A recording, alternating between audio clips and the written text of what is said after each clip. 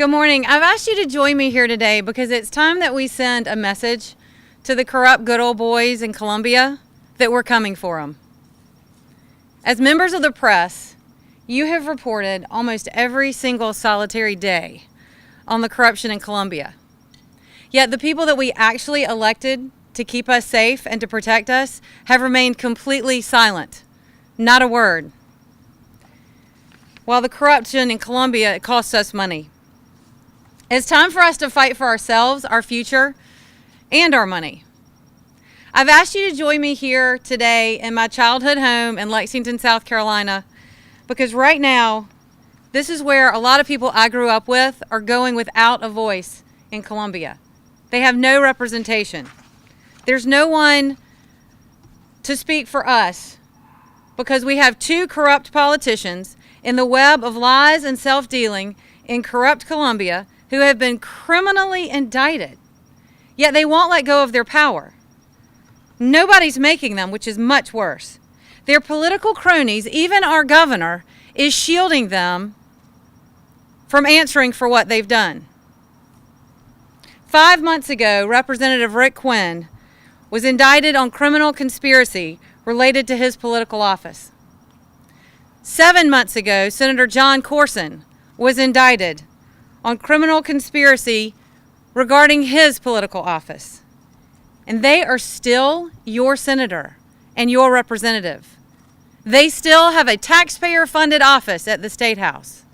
They still have a taxpayer-funded staff. They still carry what used to be an honorable title. And we still don't have a voice in Colombia. There's no one else in Colombia who is pounding the podium to call for their resignation. And who am I to do it? I've never run for anything. You didn't ask me to lead. But one of us has to stand up and call it what it is. I decided to run for governor because corrupt Colombia is costing us money. While our taxes go up, they pay themselves. While our quality of life goes down, they pay themselves. While our education system, you may wait for the plane. While our education system is failing, they pay themselves. While our roads are crumbling, I caught my heel in the road out here on the way in here. Our roads are crumbling and they're paying themselves. Enough is enough. On Friday of last week, I formally called for the resignation of Representative Quinn and Senator Courson. Last week, I asked our governor to join us, but he stayed silent, like he has for the last 8 months. It's time for him to call for the resignation of his friends who have been criminally indicted. Leadership doesn't wait. Courson is the chairman of education. Courson sits on the finance committee. We need to fill that empty seat with a conservative leader. It's time for Courson, Quinn, and all the corrupt politicians wrapped up in the web of corruption in Colombia to get out of office. You're fired. You know why I can be so loud about this? Do you know why I'm the person who can call this out? Because I've done it before and it worked. I'm the person to go clean house for us because I've never run for anything before. I don't owe anyone any political favors. I can't be bought. I will never lobby. I will never give state jobs to my family. I will not, as your governor, take a paycheck for the pleasure of serving you. Not a dime. And I will not tolerate for one more day another day of the corrupt good old boys in Colombia taking our money to deal and line their pockets. As governor, I will take action on day one. On day one, I will sign an executive order prohibiting everyone in the executive branch, everyone that works for the governor, everyone in the entire third branch of government, from lobbying or taking contracts while the governor they serve is in office. That's many more years than the current law. Number 2, and this is shocking that this is not already the law. If we elect you to serve us If we elect you to take care of our money and protect us, you can't take any of the money for yourself or your family. Right now in South Carolina, we have legislators in office who have contracts with the state, who get paid by the state, and if not that, they appoint their brother and their sister or their wife or their sister-in-law to our boards and commissions, and then the boards and commissions give contracts to the family. No more. Number 3, term limits. People talk about term limits all the time. We have legislators who have been in office for more than 30 years, for decades. And quite frankly, if you're in office that long, it's either the best job you ever had or you're doing something to line your pockets. Either way, it's not good for us. So senators should have 3 terms. Representatives should have 6, and then they should go home and live under the laws that they created, just like the rest of us. Number 4, criminal penalties. You breach the public trust, you go to jail. None of this pleading out, none of this slap on the wrist. You go to jail if you lie to us and you take our money. Thank you. And finally, no more backroom deals. Right now, the Freedom of Information Act does not apply to our legislature. Our representatives and our senators are our eyes and ears at the State House. We put them there. We sent them to do a job, and it is completely our business, and we should be allowed to know, to watch over them and see what they're doing on our behalves. That's a very simple one. They are not exempt anymore. The fox can no longer guard the hen house. Now, leadership can't wait. We've had a number of politicians who have been in office for years and years. Our governor had the opportunity last legislative session to make this a priority, and he didn't. Our governor sent out as Attorney General opinions that protected the legislature from giving us any of the information that they use. He's had the opportunity to do this. It's time for an outsider who's not part of the corruption to go to Columbia and clean house. I'll take any questions you might have.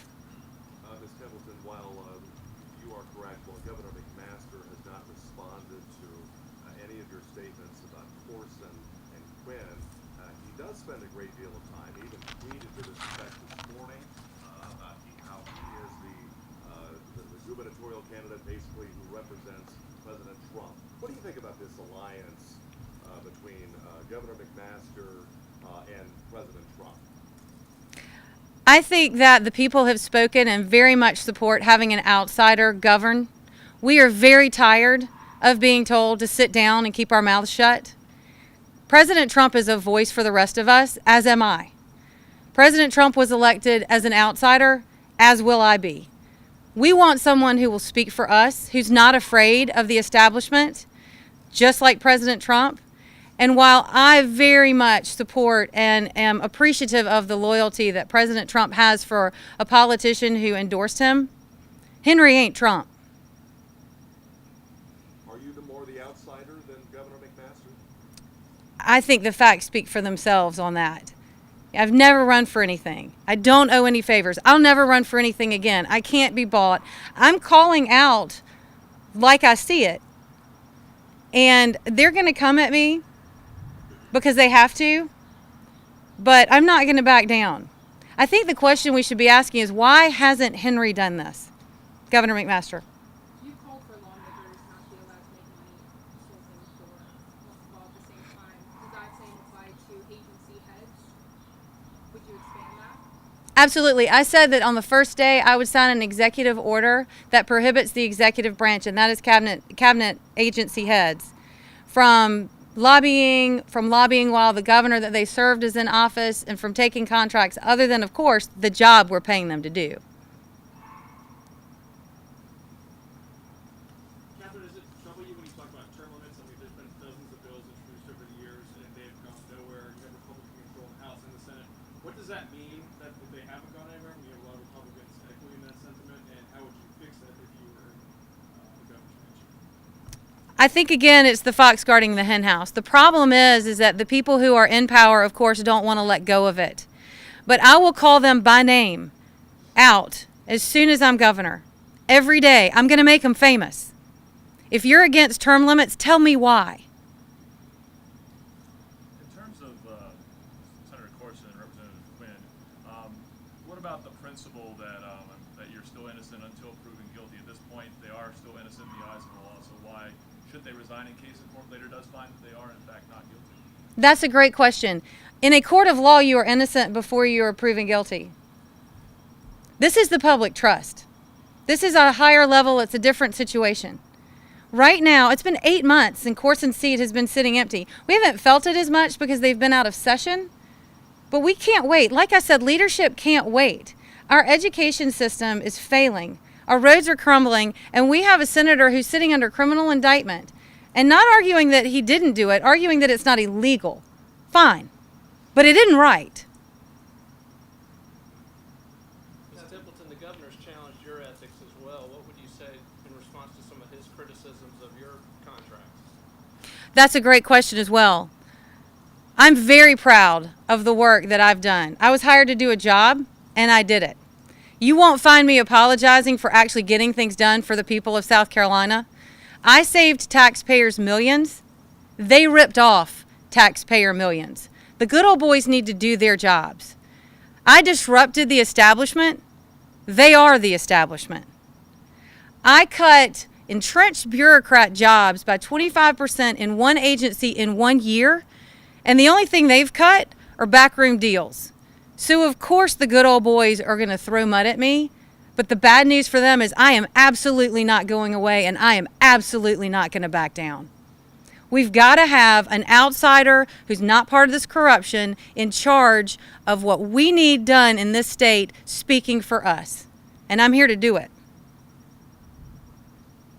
Catherine, you've defended Steve Bannon over the last few days. Democrats have claimed that you're defending a quote, racist bigot. Why did you feel the need to come to his defense? And you mentioned your similarities to the president. That endorsement of McMaster, as you said, you attribute to loyalty. In places like Alabama and other races, Steve Bannon and Trump have endorsed different candidates. Would you like Steve Bannon to endorse you in this race? I think like in Alabama, South Carolinians don't want to be told what to do. We'll make our own decision, and we'll make our decision based on what's right for us. But another reason that we're standing here today is because in 1974, my father, who went from public housing to this house right here, bought what to me, a 4-year-old, was a mansion. Today, this house is owned by a bank in California. It's in foreclosure because middle America is dying. Steve Bannon speaks for the rest of us. Steve Bannon speaks for the guys like my father who went to church because on every Sunday because their wife told them to, and went to dinner every Sunday afternoon because their mama told them to, and worked 80 hours because their boss told them to, and they used to be able to afford a house, and maybe even we had a trailer at the beach. Now those people can't flip their light switch on and pay the electric bill in South Carolina because the corruption in Columbia is costing us money. Catherine, are you in contact with Steve Bannon or his affiliates in any way? I met Mr. Bannon when President Trump called me up to Trump Tower to interview me to be on his cabinet, and I've kept in contact with a number of the people I met. And is corruption for you or for people you're meeting, is this really the defining issue of the campaign at this point? Where we've had, there's talk about Confederate monuments, the gas tax was also big at one point, but now it seems like it's just corruption. Is that what you're hearing from people? No, the defining issue in this entire race, and quite frankly for the future of South Carolina, is that the people of South Carolina are suffering because we're taking so much money out of their pockets and putting so many things in their way. I'm not sure people realize how much self-dealing there is in Columbia. While we send them up there to take care of these problems for us, they take care of each other.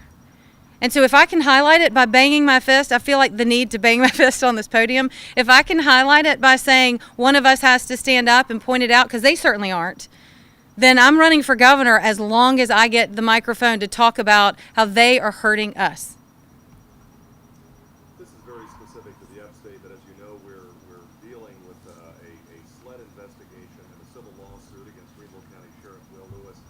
You along with Governor McMaster, tweeted Friday that he should step aside or resign. Can you elaborate a little more from your standpoint, what issues or what problems you have with that situation that you see developing there? When you lose the public trust, you no longer should be in office. It's that simple. Governor McMaster called for Will Lewis's resignation, but he stopped there because he doesn't know Will Lewis. I do, and I called for his resignation because I believe him to be wrong. Governor McMaster should also call for the rest of the criminally indicted, corrupt good old boys to step down, even though they are his friends. There are limitations to what a governor can do unless a criminal charge were to emerge. Would you do anything differently? Would you say anything differently if you were the governor regarding the Lewis situation? No, I'm doing it right now. Time to go. It's pretty simple. Do you see the other two opponents in the GOP primary, as well as both on the Democratic side, as being good old boys as well? You know, I'm the only one who's never run for office. I'm the only one who's not been a member of the legislature. And, you know, I think, again, the facts will speak for themselves there. Their records. I think the best indication of what a person will do is what they have done. And you can look at the record that Governor Haley and I established in the one term that where I served, and I'm proud of it. So if they can say the same thing in 4 years to have accomplished what we accomplished, good for them. That's a similar line. Do you see as what Governor Haley was accused of doing on the Ethics Committee? She says it was just an oversight. Do you see it in the same vein as what Quinn is accused of doing? Absolutely not. Governor Haley was a trailblazer for ethics. Governor Haley ran and got it done on-record voting. When the legislature didn't want to tell us how they were voting on issues that severely impacted us, Governor Haley got that done, and she took a lot of flack for it. I know Governor Haley's heart is still in South Carolina, and I have to believe that any measure like what we have introduced today to increase transparency in government, she would support. Kevin, this is the first, significant press conference you've had since launching the campaign. I think there's about 31 weeks left. Is the campaign now starting to, pick up steam? Are you going to be doing these more often? What is your, on a strategic level, what are you looking to do because you're running against a guy who has very, very high name ID in this state through decades in politics. How are you going to get your name to that same level? Jamie, my strategy is as follows. I was so angry last week that nobody was beating the drum on this. I've been upset about it for months, and I was waiting for leadership to show up, that I couldn't wait any longer. And you can ask Molly, my communications director, what kind of rollout this was. It was, I'm doing this, y'all can show up or not. We're going to now have Thanksgiving and Christmas. And no voter in South Carolina cares about who the politicians are running for governor, nor should they. So there was no strategy. I just have had enough. Thank y'all very, very much for taking your time, and have a great day.